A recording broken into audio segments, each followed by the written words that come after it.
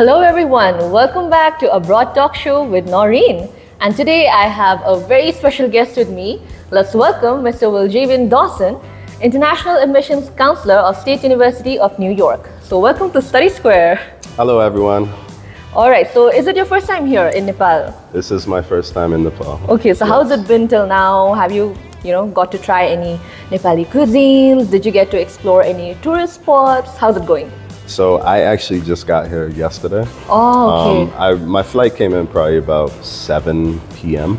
So I didn't really get a chance to really explore the environment, nor did I get a chance to explore the cuisine and stuff like that. So I'm looking forward to that. All right, definitely. Do you have anything in mind, like any place you want to go to, any food you really want to try? I'm open to anything, like I'm actually excited to see what this place has to offer. I've heard of Mount Everest, so I would like to probably, fly over that way. But outside of that, I would like to ride an elephant. I don't know if that's possible. I've never ridden an elephant, so I would like to do that. Oh, nice. Sounds like a plan. Sounds perfect to me. So, all right. So now I have prepared a few questions for you. For sure. Yeah. So this is with the aim that we can, help our prospective students who are aiming for State University of New York Polytechnic Institute or just US in general. For sure. So I'm sure your answers will be very insightful for them. So let's get started, shall we? Let's do it. All right. Let's do it. Okay. So for starters, could you please introduce SUNY Polytechnic Institute to us? Yeah, for sure. So SUNY Poly. Let's start with the acronym SUNY. State University of New York, not SUNY, even though, the sun does shine in New York, but it's SUNY. Right. So we have 64 state universities of New York, all scattered across the great state of New York. So we happen to be a Polytechnic Institute where we focus more on STEM education, and we provide high quality STEM engineering education for our students. There's a bunch of SUNY schools, but we specialize in the engineering programs. We also have other programs like pre-law, pre-health. We have a interactive media game design program. We have a business degree, stuff like that. But our specialty would be more engineering and more of the STEM related programs. All right, so as you mentioned, there are a bunch of schools under SUNY, right? Yes. And multiple campuses, so could you touch upon that as well? Yeah, for sure. So again, State University of New York, we happen to be the largest public university system in all of America. I think trailing us is California, but for the most part, we are the largest public conglomerate in the nation. So we offer 64 universities, and each university is strategically located in different parts of the state of New York. You have some that are more downstate, some that are more northern, some that are eastern, some that are central, some that are more western, all over the state of New York. New York City area, more of the Adirondack area, you name it. We have a SUNY school that kind of suits everybody's particular desires and scenery. Oh, wow. So that's something for everyone. Yes, for sure. All right. So now SUNY is a public institute, right? Correct. Okay. So now in Nepal, particularly, I don't know if it's if it has any reason behind it, but usually people prefer public universities over private ones. However, they don't know how endowments work. All right. When it comes to both public and private universities, so could you elaborate on that as well? Yeah, I mean, being a public university, we get a lot of funding from the state. We actually just received a $44 million grant from the state of New York, which basically helps with research opportunities, all of that. I mean, we're very much connected with the public sector. So I guess when you think of public and private, what I like to think of is public is typically more affordable, more affordable for everyone to kind of hop on, whereas private is more expensive typically. So private donors, usually it's the alum who graduate from there. They want to provide an endowment of, let's say, $1 million to fund a particular program or something like that. So whereas public, we get a lot of our funding from the state and local conglomerates and stuff like that, you name it. We are a public university, so more affordable. And we also offer high quality education at an affordable rate. So more accessible to all sorts A lot of more students, accessible, right? for sure. Like public versus private, a lot of private institutes are less accessible for everyone to go to. Maybe they don't have the money to pay for it, or sometimes they're even, being that we're public, like we have to follow the state of New York laws and regulations. Like we can't create our own system that's outside of what the laws provide in the state. Whereas private, they could make a rule that is exclusive for their university because it's a private entity. So they may say, hey, we don't want this particular student to come because X, Y, Z. Whereas public, it's more accessible for everyone. Right. And that's just one of many examples of private versus public. Oh, that was interesting. Like that's something I did not know about, and I'm sure even our students, a lot of our students would not be aware of that. But it's great that we're getting all these insights from you. For sure. So, all right. Now, considering the academic requirements, what does an ideal student for SUNY look like? Yeah, so I mean, ideally, when we talk about like what's on paper, like we look for about a B average student, typically with a B or its equivalent average. Students would obviously have to meet the prereq requirements in order to be eligible for our programs and stuff like that. But not only do we look at the student profile, but we also look at the student themselves. Like we don't want to recruit students who just isolate themselves and don't contribute to the SUNY Poly society. Like you come to SUNY Poly, like we want you to contribute to SUNY Poly. We want you to get involved. Clubs, organizations, networking opportunities. We want you to really contribute and really have the best experience that you could possibly have at SUNY Poly. Right. So not just limited to the four walls of the classroom. Exactly. Stepping out there. Exactly. Exploring. Yes. Exploring. Right. College is all about exploration and learning. You go to school to really learn yourself. Like that's what college is all about. It's about self-exploration. You go to school and you really find who you are just by going to the four walls of the classroom, but also outside of that by networking. You develop friendships and relationships that last a lifetime. You know the saying, it's not about what you know, but about who you know. So it's important to make a lot of connections.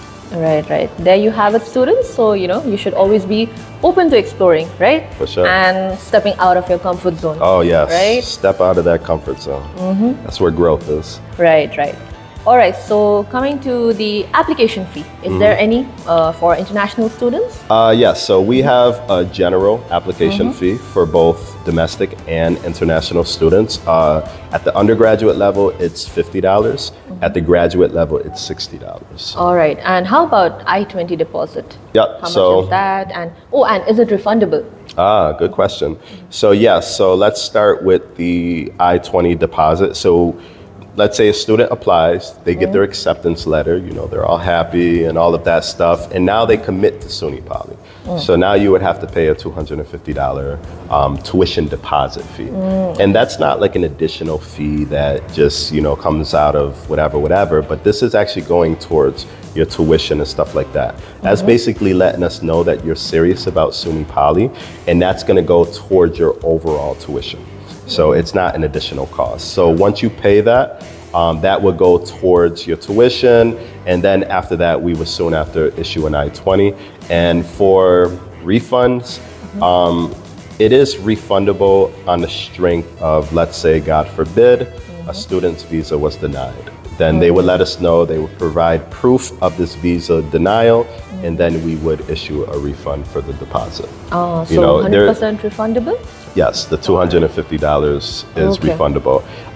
There are circumstances where students will forfeit their deposit because they may wait a whole year to let us know, like, hey, we're not coming to SUNY Poly. Oh, okay. And it's like, there's a 30-day window. So let's say you knew, for instance, that you were accepted, you deposited, but you weren't coming to SUNY Poly. Let's say personal reasons or anything outside of visa denial, please let us know within 30 days. Because after 30 days, that refund is forfeited. If you let us know like a year later, you're probably not getting your deposit back. So definitely, that makes sense. That's valid. Right, for sure. Don't ghost us. Right. All right. So, speaking of, visa interviews, so sometimes, students are unable to get a visa interview on time. They're unable to Yes. book it on time. For sure. So for that, if they get deferred to another semester, is there any charge for that, and what's the procedure for that like? Yeah, so basically a student, that actually happened this fall. Okay. There was a lot of deferrals where students got appointments late or they didn't get appointments in time, so they had to defer their applications. So basically just email me, let me know like, hey, listen, there's no visa appointment available. I would like a deferral. And one thing I want to mention for undergraduate students, there is only fall term available. So let's say, for instance, you apply for fall 25, but you don't get a visa in time and you want to defer, then you would have to wait till fall 26 because we only have fall start for undergraduate students at the first year level. At the transfer level, we have spring, fall start. Also at the graduate level, we have spring, fall start as well. All right. So, Okay. All right. So now, correct me if I'm wrong, but most SUNY universities do not require SATs? correct. All right. After the pandemic, I mean, even before the pandemic, there's a lot of universities that was getting away from the SAT modeling and the test requirements. They weren't requiring that so much. And then really after the pandemic, like the pandemic really expedited that process where a lot of schools and universities got away from that SAT model altogether. So we happen to be one of the universities that do not require an SAT. All right. That's Or good even news. GRE for graduate students. So we no okay. longer require those. So, All right, that's great. But are there any like supplementary tests instead that we have to be, appearing for? So we still require the English proficiency. So we would need the official English proficiency. So if a student comes from international country, there's certain requirements on our website that they would have to adhere to and meet those eligibility requirements. But for the most part, we require those English proficiency requirements. Okay. And then I guess another thing would be an evaluation of a transcript, but that's only for transfer students who are applying from another university outside of the United States. Will need the transcript evaluated from a NACES approved evaluation service. And basically that would be fundamental in them transferring credits over to our university. So that's something for like transfer students. Right. But outside of those two, yeah, Just we English don't- proficiency. That's English right, proficiency. yeah. Yep. All right. So can we go through that as well? Like like IELTS, PTE, Yep. anything else? Duolingo, anything? Yeah. So let me try to think off the top of my head. So okay. IELTS is 6.0 or 6.5. Dual is 105, the minimum requirement. We also do PTE. There's also TOEFL. So yes, we require any one of those would be Okay. qualified. All right. So now let's come to the most important topic, which is Yes. tuition. Tuition. So of how course. much is the tuition? Like of course it will be different for different courses, but like in general, if you could give us a rough idea. Yeah, sure. Are we talking grad, undergrad, or both? Both. Okay, so ballpark figure, graduate students, we request that they provide a bank statement reflecting at least 29 or 30,000. For undergraduate student, we request that students provide a bank and financial statement reflecting at least 39 or 40,000 US dollar. So overall, that would pretty much be the tuition for the entire year. I mean, you're looking at either 9 credits, 12 credits. It's really based on the credit hour. But for the most part, altogether, I would say it would be roughly about 35,000 a year. And if you divide that by 2, that would pretty much be the amount for undergraduate students. And that's considering that a student lives on campus, they have the maximum meal plan, they have room and board, all of that, all the expenses, fees all together is amounting to about 35 to 40,000 a year. All right. Okay, so how about scholarships then? Yes. And what are the eligibility criteria for that? Yeah, for sure. So we offer merit-based scholarship, partial scholarships. We offer scholarships at various levels. So it really depends on the GPA.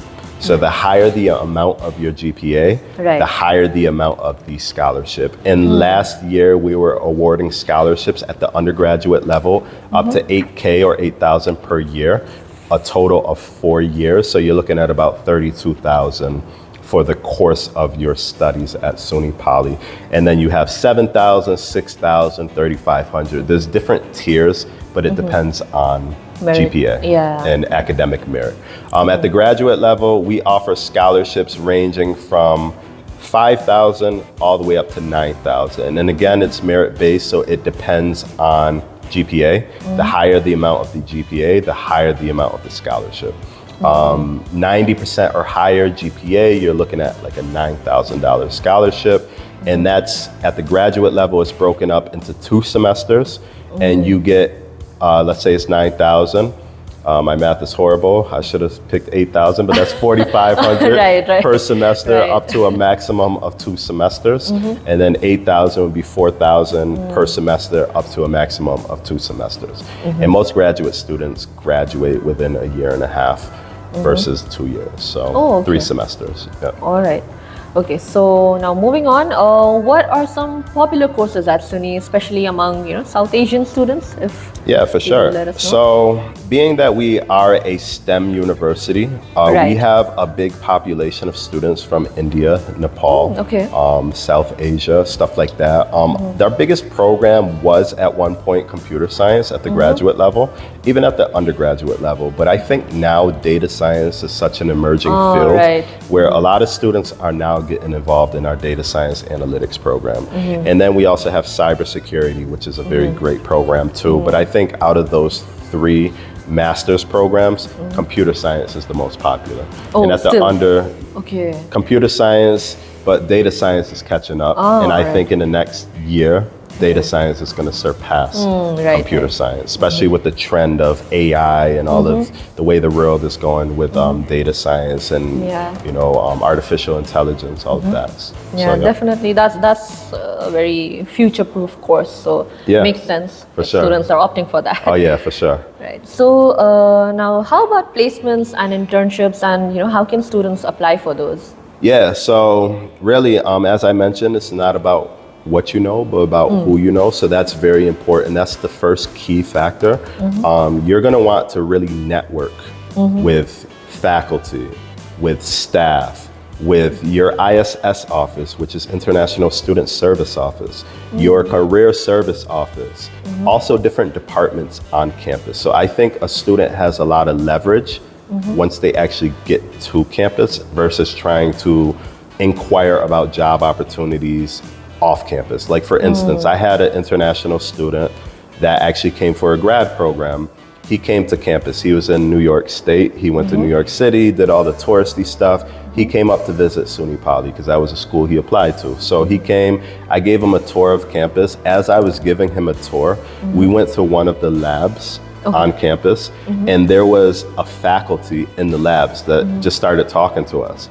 And she said, hey, we just got this grant for X amount of dollars and we're looking for student assistants to come and work and get paid for it. So it was just as simple as just taking a tour right, and bumping into her at the right place at the right time, and she offered him a position. And Wow. and he didn't even matriculate yet. He didn't even come to campus and start his school yet. Like, so opportunities like that exist, Right, is what I'm right. saying. So that's a good opportunity. Also, career service, you'll want to go to them. You'll create your profile through Handshake. We have all of our job listings on Handshake. There's also internship opportunities. There's so many opportunities. First Right. come, first serve. But for the most part, you come on campus, you meet with faculty, staff, you get to Right. know and network, and you'll find an opportunity. Right. Yeah. So there are like tons of opportunities, but you really need to go out there For sure. to grab them. For sure. You got to be Yeah. proactive. Right, You right. can't just sit there in your cubicle and expect it to land on your Yeah, lap. Like, right, you gotta be proactive, for sure. Yep. All right. So now rumor has it that A-level and IB students are more preferred over Nepali board students. So is that a myth, or What, like, if you could elaborate on that? Yeah, so since I don't know about that, it's definitely a myth. Oh, okay, got it. So for the most part, I mean, that's what the rumors are like here in Nepal. So Really? even we don't know how is it, out there. yeah, for sure. So now that you mentioned that you don't know about it, so I think that's good news. Yeah. Everyone's got a fair chance. For sure, right? everyone has an opportunity, a fair chance. I mean, sometimes it could be a statement of purpose that we look at when we're reviewing applications. It's just like, oh my goodness, like this student has great recommendations and great experience outside of the performance of classroom. You know what I mean? Right, Like we don't want to say one size fits all when it comes to education, because that's not true. Everyone has different learning styles. Right. Everyone has their own unique styles and all of that stuff. So when we look at an application, we're not just looking at grades alone. Obviously that helps when it comes to scholarship.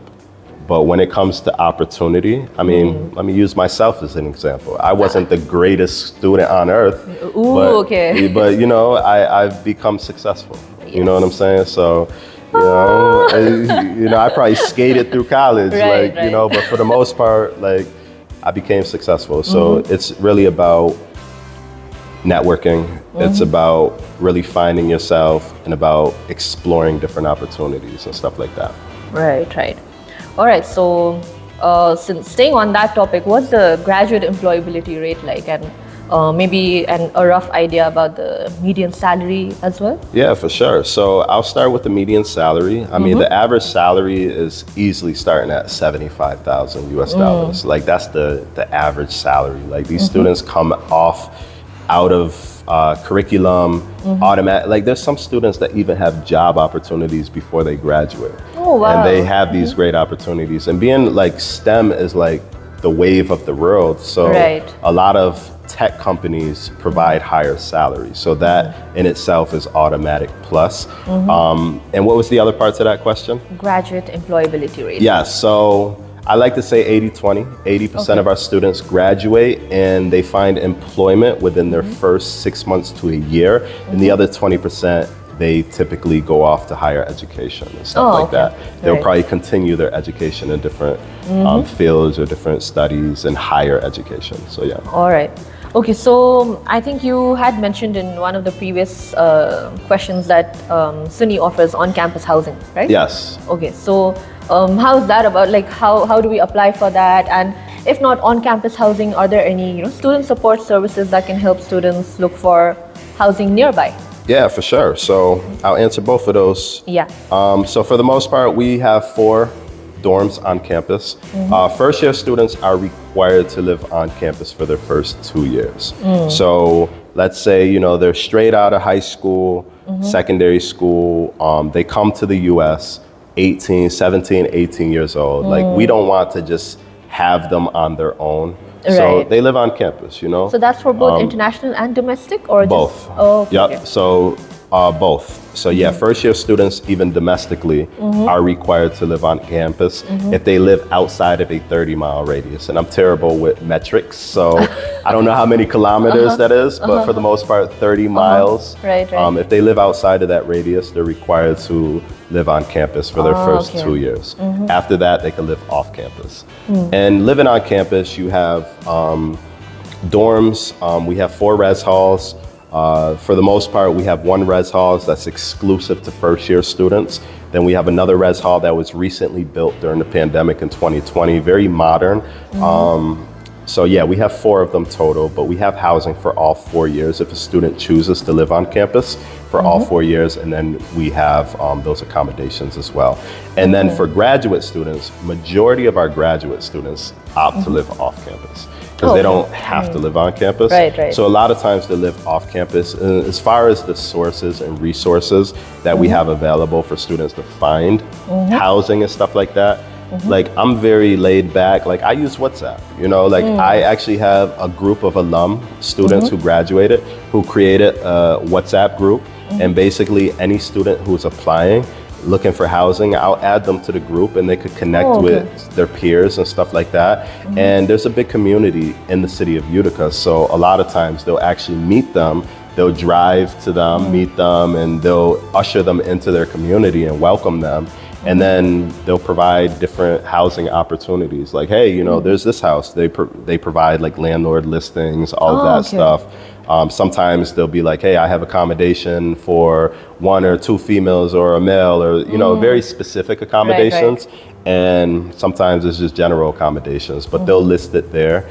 And then we also have an international student service department where you could link with them, and they help support students once they're on campus. So definitely connecting with that office is important for student success as well.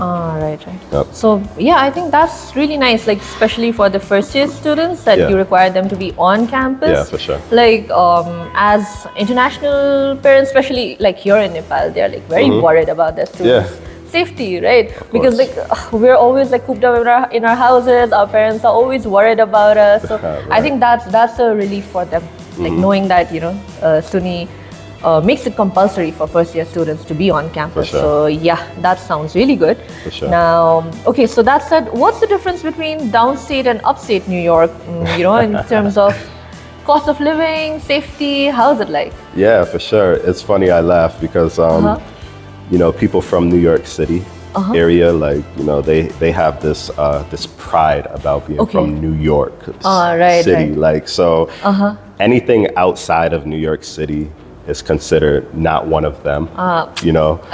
Kendrick Lamar, they not like us type thing. So for the most part, like they look down on us because it's like, you're not part of us, like, but it's a funny debate that goes on and on between upstate and downstate. Particularly New York City, because downstate is anything, in my opinion, that's below me, which is in terms of geographic. So we're central New York. We're like smack dab in the center, Utica, New York, smack dab in the center of the state of New York. You can pull it up on Google and you'll see that we're right in the center. 4 hours north, 4 hours east, 4 hours west, 4 hours south, you're gonna find a major city. So Boston is 4 hours to the east, Buffalo is 4 hours to the west, New York City is 4 hours to the south. Canada, the border, is 4 hours to the north. So we're right in the center of the state. So as far as affordability, it's definitely cheaper upstate versus downstate. And when we talk about downstate, I mean, you have Albany, you have like Rockland County, you have all these different counties which we consider downstate. But New York City is definitely a metropolitan area, very congested. Housing is very limited, and it's very expensive. So we have New York City students who particularly come up to Utica, New York, and they actually buy houses, all of that, because it's more affordable. Whereas in New York, you're paying probably like anywhere from like $2,500 US to $3,000 a month just for rent. Whereas you go upstate, if you're paying that amount of money for rent, you're living in a mansion. Versus downstate in New York City, you're paying $3,000. You probably have a matchbox, like a closet, with a bed, like, you have such a small space, whereas you have more space upstate. As far as things to do, some people say, well, you get what you pay for. There's obviously a lot more activity, a lot more things going on in New York City area because it's so busy. Anything you could think of exists in New York City. That is the mecca it's a big melting pot. So much diversity, all of that. Whereas when I say upstate, I'm referring to Utica, New York. We also have a refugee center, which we've had over 40 years. So it brings a lot of diversity to the city of Utica, but it's also a smaller city. You're not talking about millions of people. You're probably talking about a population of 60,000+ people. So smaller, more intimate, more community, usually people come there, they want to start families, retire. It's more serene, peaceful. It's a little more quiet than your downstate New York City environment. As far as safety, I think anywhere you go, you're going to have a mix of crime and all of that stuff. And it's really based on what you choose to surround yourself around. Like, don't get involved with the wrong things, and chances are bad things are not going to come to you. So, and I think that's also the same in upstate. I would say upstate is probably a little more safer. things are a little more spaced out. You obviously need a car to get from one place to another versus downstate in New York City. You can take metros and public transportation to get anywhere, the subway. Everything is more accessible that way, whereas upstate, you probably take taxis, Ubers, Lyfts, other ride shares, or your own personal vehicle. When we talk about safety in terms of SUNY Poly, we're actually rated as one of the top safe universities in the SUNY system. We actually have state police that are on campus, and our campus is surrounded by trees. So you're driving on the highway, anybody, even myself, from Utica, New York, born and raised, I didn't even know the campus existed. Until I actually drove on campus, because it's surrounded by trees. It's very like in hidden. the secluded part. It's very hidden. So and it's very big and beautiful. I mean, you're talking about over 750 acres of land. So very spacious. A lot of opportunity for growth and development. But for the most part, it is rated as one of the top safest because we have such seclusion. Then we also have state police who are on campus 24/7. So no one can mess with them. All right, so now let's switch things up a bit and let's move on to our this or that section, shall we? Let's do it. All right, so, okay, NYC or Utica? I think I know the answer. You know, I'm biased because I'm from Utica. I would say Utica. However, I love New York City too. But Utica. Okay. All right, burgers or fried chicken? Oof.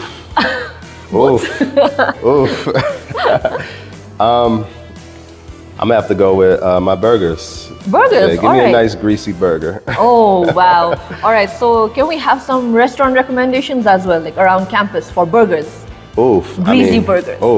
Well, you definitely have your Five Guys. That exists. You also have right across the street in the plaza, there's Applebee's. They sell pretty decent burgers. If you want to go more in town, you have a couple of restaurants that you could go to. Let me name a few. I know for the most part, there's Swifties. They sell pretty good burgers. There is also Delmonico's. I mean, as far as food, is it only burgers or anything? Anything. Fried chicken. Like fried we chicken, don't want fried chicken to feel bad, to feel left out. Yeah, for sure. I mean, you definitely have your Popeyes, you have your KFC, your other chain restaurants. But if you want more local, I mean, Utica is known for a few food items. Utica greens, we're known for that. Chicken riggies, we're known for that. Our tomato pie, we're known for that. So there's a few things that Utica is known for. Our half moon cookie, just to name a few. So if you want like the best, Bella Regina's for chicken riggies. Half moons, I'm biased. You know, people will probably fight me for this, but for the most part, I would say Holland Farms for half moons. If you want your tomato pie, you're going to Roma's. If you want your Utica greens, you are definitely going to Giorgio's. All right. So I hope the students have noted that down. Also, I do want to mention, we have a very diverse ethnic community in Utica. So we have a lot of diverse ethnic food groups. We have Ethiopian, Haitian, we have Middle Eastern, we have Asian, Dominican, you name it, like European, like we have all different types of food sources in Utica. So it's a very diverse community and there's a lot of great food. Like Utica, man, I'm missing the food right now. I'm hungry. Right. So am I. Like listening to all this, I want to go to Utica now. Right, for sure. You got to come and eat. Like I'll show you around. We have Indian food, all of that stuff, like you name it. Okay, so like I'm sure students, if anything, they're not going to be left craving for any kind of food, right? Of course. All right, so on to the next question. Baseball or American football? That's a good question. I would have to go with American football. Okay. Between those two. Okay, and American football or basketball? Oh, definitely basketball. All right. Okay, so that brings me to one last question, all right? So are there any like student-led sports clubs or events at SUNY, that students can look forward to? Yeah, for sure. So we do have intercollegiate sports that students could get involved in. We're NCAA Division III. So students who want to be athletic or want to be an athlete, they could actually try out for the team. It's not like a D1 school where you need to be recruited. So you could actually do tryouts and walk-ons and stuff like that. We have baseball, we have basketball, we have lacrosse, we have soccer, we have volleyball, we have mixed golf. These are at the collegiate level, but then we also have intramural sports. Like, for instance, our Indian students created a cricket club. So that we have cricket, we have hockey, we have archery, we have wrestling, we have, you name it, like different sports, but they're intramural. So they're more like club sports that students would create. So, so like if, for example, if there's some sport that, doesn't have a club over there, so students can, start their own clubs? Yes, yes. So we have over 30, 40 clubs, organizations that are student-led. They change all the time because sometimes students graduate, they move on, no one else takes over, so it ends the club. Or so students have the opportunity to start their own club and organization. All they would need to do is go to the student involvement office, and they would have to get a petition. They'll have to get at least 7 signatures. And from their peers, stuff like that, and be like, hey, I want to start this club. They get 7 signatures of students that are in agreement with it and interested in it. And then after that, they'll pitch that petition form to the student involvement office. And then it'll go through its own little, hierarchical, whatever system where they process everything. And then it'll go to the club funding board where they'll get monies for the funds for to start the club. And then after that, they'll start their own club. So students can start their own club anytime. Oh, that sounds fun. Yeah. So, all right, with that, we come to the end of this interview session. It's been wonderful talking to you, Mr. Willjavian Dawson. And so to just, to conclude, would you like to share some more pearls of wisdom to our viewers? Yeah, sure. You mentioned something about stepping out of your comfort zone earlier, so I do want to kind of piggyback on that and really elaborate on that. So definitely, step out of your comfort zone. College is all about exploration. It's not about what you know, but about who you know. So definitely the biggest pearl that I would give you is step out of your comfort zone. Try new things, experience new things, and get to networking. Get to meet as many people as you can. Join as many clubs and organizations. And if there's one thing I could change about my whole college experience, it would be the networking opportunities and getting more involved on campus. So definitely take advantage of all the resources that are available on campus, because college is just full of resources and university full of resources. Everybody is there to help you become better and to succeed and become more advanced. So yes. All right, there you have it, students. SUNY Polytechnic Institute is the key to all of your academic dreams, right? Yes, yes. I'm an alum, proud alum. Right, so SUNY Poly, you definitely want to apply. Get your application today. True study square. All right, so in case you have any more questions, do leave your comments down below on this video. And don't forget to like, comment, and subscribe. So thank you once again. Thank you for having And we hope me. to have you again here. Yes, for It sure. was wonderful talking to you. Likewise. All right, so see you next time. Thanks for watching. Take care.